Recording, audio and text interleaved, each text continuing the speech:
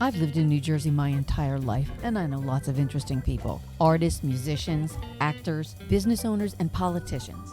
So my goal is to introduce some of the most interesting people who have ties to New Jersey. Either they live here, they work here, they went to school here, whatever tie I can think of. Many of these people are not well known even in New Jersey, but I'm going to change that because I'm Lucille Losapio, and this is the best of Not So Famous in New Jersey. My guest today is Joe Malone, a truly unique character.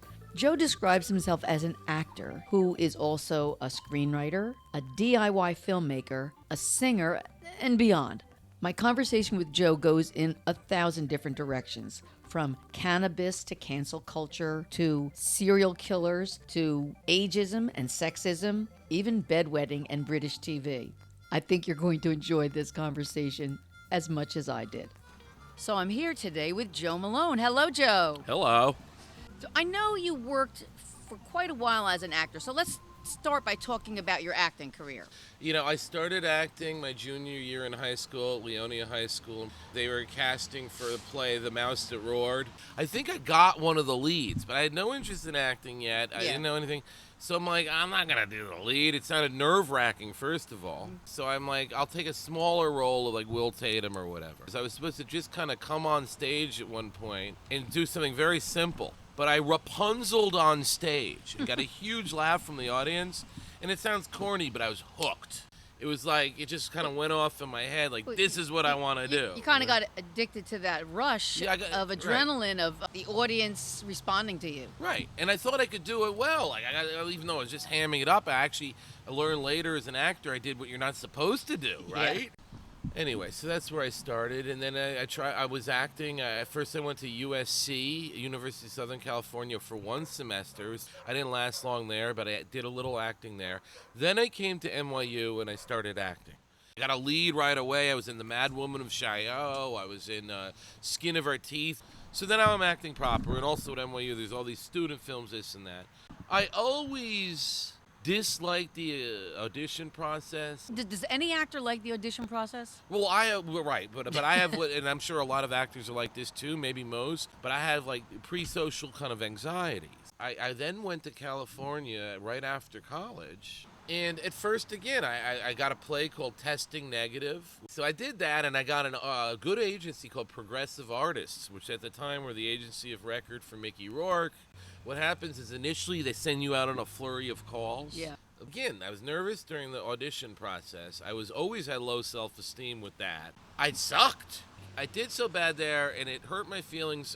They didn't drop me, but they stopped sending me out. They didn't push you, yeah. Really quickly. Like a flurry the first 2 weeks, and then that was it. And then they did drop me. I didn't know what I was going to do, but I remember that I had made my own movies at NYU and cast myself. So after the California thing, I came back to New York. And so I already started this kind of, now I call it DIY. And so that's when I started to go down that road. You wrote screenplays? Eventually I did. I have written 2 feature film screenplays. The initial stuff, the movies, were short films. And the first thing I did, which is also DIY, but it's not quite acting, is I started with my friend something called Showtime Video Review on public access television in Manhattan. Mm-hmm. And it's where we reviewed movies. But we did it with a comedic little stand. We'd have some sketches like Saturday Night Live or Second City. But then basically, yes, I wrote a screenplay called The Man and decided to film it myself on what was then the top end analog high 8. Woo!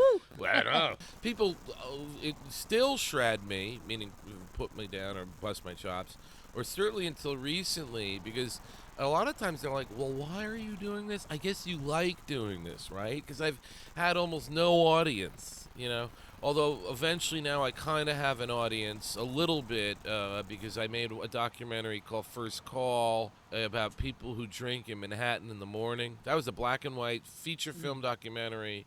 And for some reason that suddenly got popular on YouTube years later, a little bit. Like it's got 755,000 views.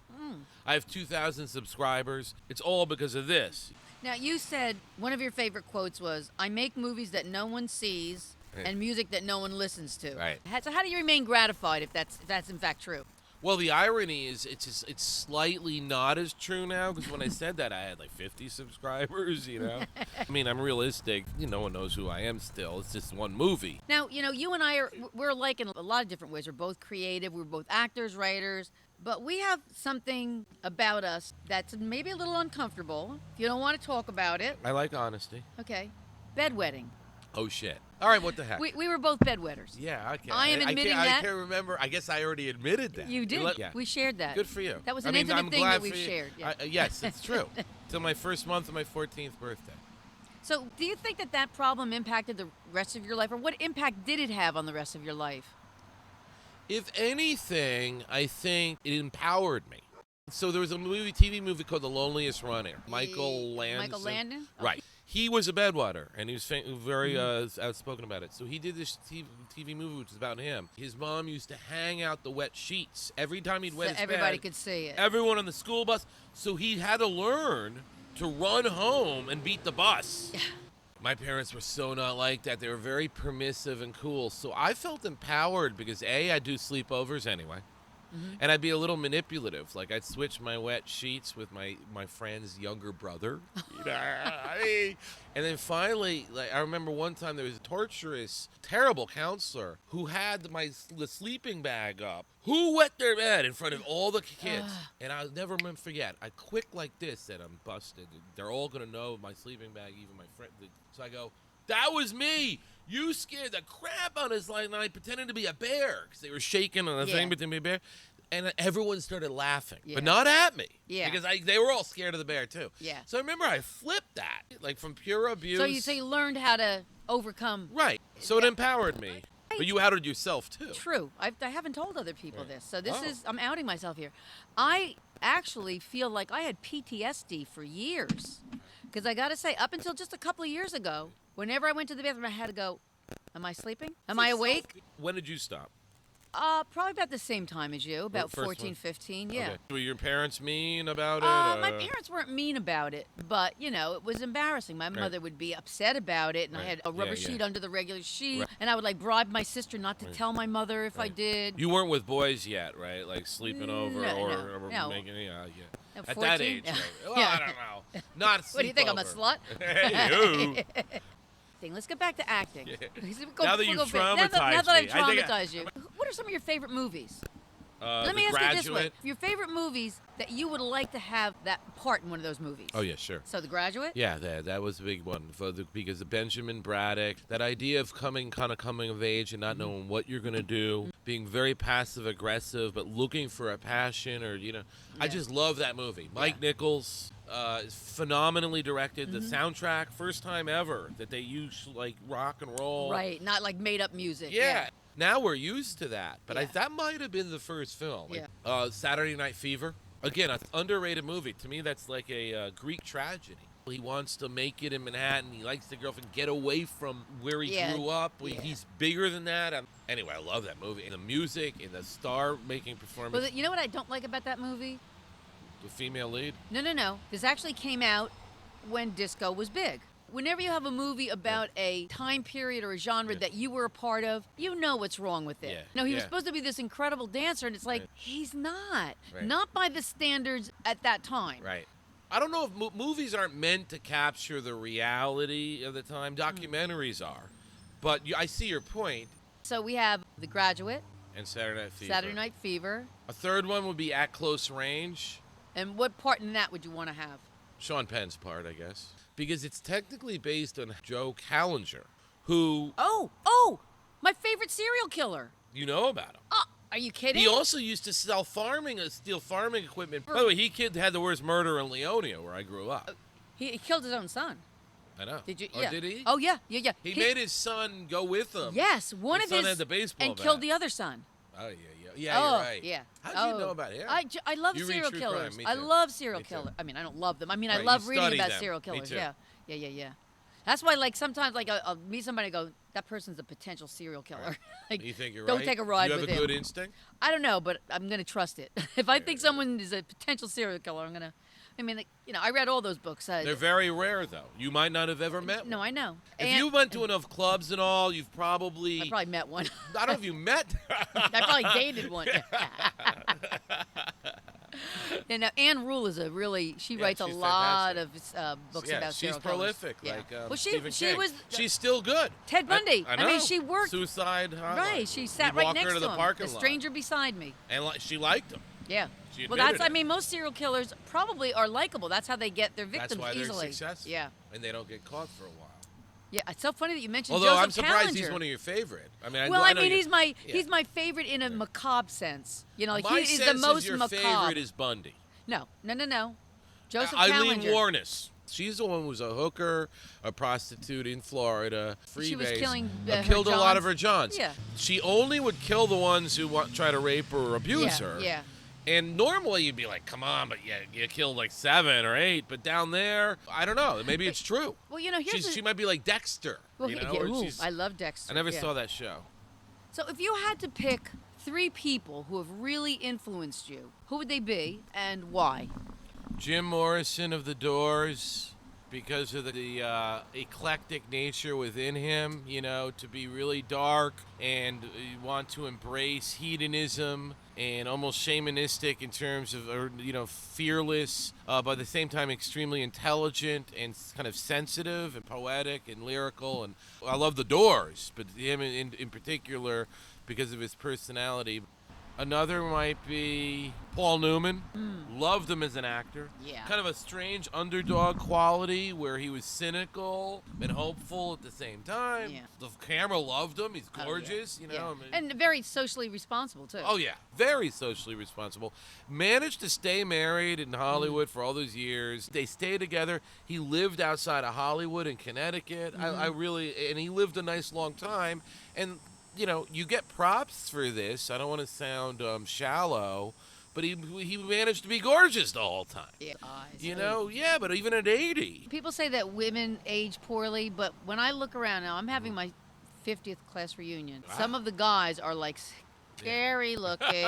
I'm not kidding you. But more of the women look good than men. Right. I used to think Omar Sharif, gorgeous. He did not age Right. well at all. The media in Hollywood are very Right. tough on women. First of all, even a woman with white hair or gray hair, it's like, yeah. So a lot of that is just the kind of sexism, or maybe you'd call it ageism. Do you watch a lot of English or Australian television? I don't. My wife, Patty, does. If you start watching them, you'll notice all of the actors and actresses aren't gorgeous. Good. In That's our real life. in our television, in our movies, Yeah. everybody I hate that. is beautiful. Oh, yeah, you know, yeah, the, yeah, you know the yeah. movie The Help. Yeah. The main character in that is not supposed to be attractive, and they picked this gorgeous actress to play her. I'm Who, like, do you know? I don't even remember. The whole point is that she's not very attractive, Right, and that's right. why her parents are pushing her to marry Pisses me off. whomever because Right. they figure she's never going to find a husband. She's beautiful. If that movie was made in England, Right. she would have had no chin. She would have had She might be close set sexy. eyes. Yeah. Right. No, but even not sexy. I'm Yeah, telling you, British and Australians and probably Europeans in agree. general will take actors simply for their skill, not because they look gorgeous. Right. You I watch, agree with you. You watch something that's made here. Everybody is incredibly pretty. And that messes the men and the people up women. because then Yeah. the women watching it are the young girls. Or Yeah, the you figure teenagers, that's like, normal. you What's have wrong to- with me? Yeah. I remember the movie Dogfight with River Phoenix and Lily Taylor. I don't know if you know her as an actress, but the whole point was guys pick the ugliest women before going away in the army and to go to this ball. And the girls are all happy they're going to a ball, but the idea is the winner brings the ugliest broad. girl, yeah. And guess what? In Hollywood, they had Lily Taylor play she's pretty. Yeah. So even when they're going for what physically would be a dog, they have to cast someone who's Somebody that's actually pretty, You yeah. know, I agree with you, and I feel that women do, in this sense, you guys get a harder curveball than us. Yeah. Well, like even if you look at and I do this now, I can't help it. And I'm a feminist, blah blah blah. Oh, you are? Of course. You watch a movie and then you watch the credits, and if you can find 5 female names in there, they're probably costumes. Well, that's changing though. Now Casting- they're all yeah. directors. I Well, mean, right now it's not a all. year ago. Yeah. They're probably women of color directors. Right. You always see all the key grip, the photographer, everything. Every once in a while, casting would be a woman, costuming would be a woman, Right, right. like all the little Stylist. the girl things Yeah, would be yeah, women. right. Yes, we're used to it. Doesn't mean we like it. And it doesn't mean it's fair. Right. you'd imagine there'd be 50-50 directors Right. and 50-50 stories. Right. But there's not. Right. Although that seems to be changing. Well, although it's changing, but it's in a not- weird way. yeah. And it seems to be along race lines plus male or female. Both women and minorities have been left out. True. Hopefully someday it'll be more of a blind eye and it'll be based on talent. But I understand there needs to be radical change to get there because of systematic racism, Yeah. systematic sexism, even things people don't talk about much, systematic ageism. Someone like me, based on my age, and at the moment, because I happen to be a white guy, I mean, honestly. Come on. White What? guys still have it easier than everybody else in the world. I guess that's fair. No, but you're right. But less so. Ooh. Hollywood's not interested So you don't in get the jokes. you don't get 90% of the jobs. You only get 80% Right. of them. When you're already 54 and morbidly obese, that's it. Anyway, by the way, I do love the new Steven Spielberg trailer for West Side Story. I never saw the original. So are you interested in the Spielberg, or do you think it's blasphemy? I didn't even or- know that he was doing it. He's remaking it, Oh. and it's not note for note, but he's remaking it. That might bother me. Yeah. And by the way, I think going into it is a whole other subject. It's courageous of him in the sense that with cancel culture now, And I'm sorry, cancel culture is a made-up thing. so you think it doesn't exist?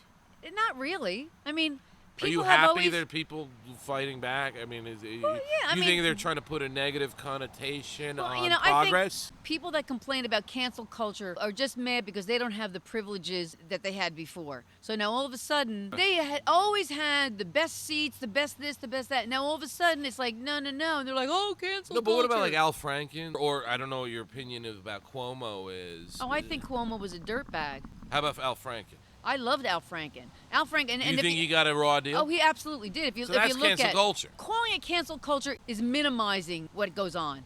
What happened with Al Franken was a hit job by the right. The woman that brought that up, she was an operative for the Republican Party. She made up a lot of stuff. Right. That's So what I think. Yeah. By the way, I think absolutely. about Cuomo too, maybe. Nah, Cuomo, I mean, I know he's entitled. I get that. but yeah. And that needs to slowly change too. But is it criminal? Should you be thrown out of office? He's just done what every strong white man. Then maybe they should all be thrown out of office. I mean, I'm Right. sorry. All right. Al Franken, it was one person making one accusation. Cuomo, dozens of women making accusations. And he didn't even say he didn't do it. Oh, things have changed since I grew up. Like he was like trying to make an excuse like, well, this is the way men acted in the past. Well, yes, and white people used to hang blacks in the past. It doesn't mean it's okay to You go do it. right. So just like using that as an excuse is just BS in my opinion. I hear you. Now, I don't want to insult you. Oh boy. But like me, your singing is probably never going to get you on Star Search. God bless. But you exude confidence. Right. Where do you draw that from with Yeah. your singing? Well, my attitude with that, by the way, is it is a kind of a self-expression thing. I like singing, but also I really am trying to tap into, but like these guys and women with an attitude who aren't necessarily good singers. Lou Reed, Iggy Pop. It's almost more about persona. How would you describe your music? Midlife crisis. No, seriously. Midlife crisis, older rockin' person. This is my attitude. One thing I do feel. That these music companies to this day, they're forgetting an audience. They're always like young people buy content, right? Yeah. Young people buy streams, young people buy iTunes, young people are blowing up Spotify and all this stuff, and that's fine. But there's an audience, I know this for a fact, of us in our generation that likes rock and roll, which is already a dying breed. They could appeal to that audience more. I'm kind of straight ahead. Like, I'll say in my lyrics that at my age, that's my thing, like midlife crisis. And I almost accent it more negative than it is because, I mean, I feel some of these things, you know, there's strife can be in marriage, and I wish I could be more full-blown artist, but I love my son, and these things happen, but, like, I almost kind of go there. Yeah. So where do you get the inspiration for your songs? From your own life? Yeah. I mean, my friends get annoyed at me because they're like, Joe, you're funny in real life. Like, why don't you do more comedy? People used to say I should be a stand-up comic. Like, totally different than these videos. Yeah. Which are more dark and a little Yeah. midlife crisis. Yeah, I just listened to I Got Fired. Right. Oh, that's a good. You did your homework. Or the most recent, Chained to Your Side. Now, on the surface, that almost means in a bad marriage. Yeah. Chained to Your Side. But then half the song is really about, like, facing mortality, and might having to face it alone if your wife doesn't love you or kicks you to the curb or something. What I'm going to do is I'm going to put a little piece in so that people can get an idea what I'm talking about. With your answering smile and your floating eyes. R.I.P. Charlie as we bang on those drums all night. I'm crippled by my cane and I'm cursed for sure. Adore-me as I look absurd. Sipping on Pinot Grigio all the time. With time keep on changing like chaos on the skyline. Don't wanna be a dinosaur asleep. I think the winter mountain and youth, that's all for me, as they say, in all time. I tend to go to the dark side. I think with me, a lot of times the arts for me are cathartic. Because like in real life, I'm more funny and this and that, but then I want to do bent. Or I like At Close Range, and I like reading about Callinger. You know, I always go to this kind of dark, Freudian, that's, you know, so maybe I guess it is cathartic for me. So this is going to be our last question, Joe.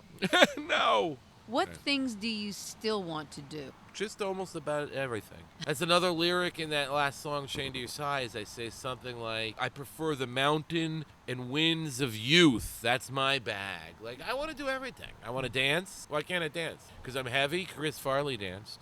You know, I got white hair. So what? I can't be sexy. So I want to kind of continue everything. And then with some of these latest changes in society, I'm very interested in not pushing those envelopes, but exploring those envelopes. So now there's a lot about, and totally understandable, Me Too, and how there's been a lot of taking advantage in workplaces and other. Is it happening less now, do you think? I mean, No, you haven't been I in don't know. up I to- don't know if it's happening less or not.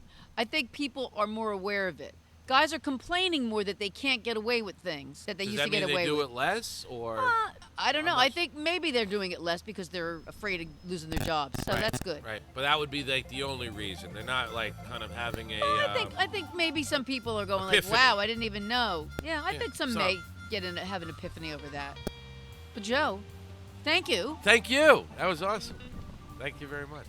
Where else can you hear scintillating conversations with interesting people with ties to New Jersey except for here? You can't, and that's why you should subscribe and listen to every episode. I'm Lucille Osapio, and this is the best of Not So Famous in New Jersey.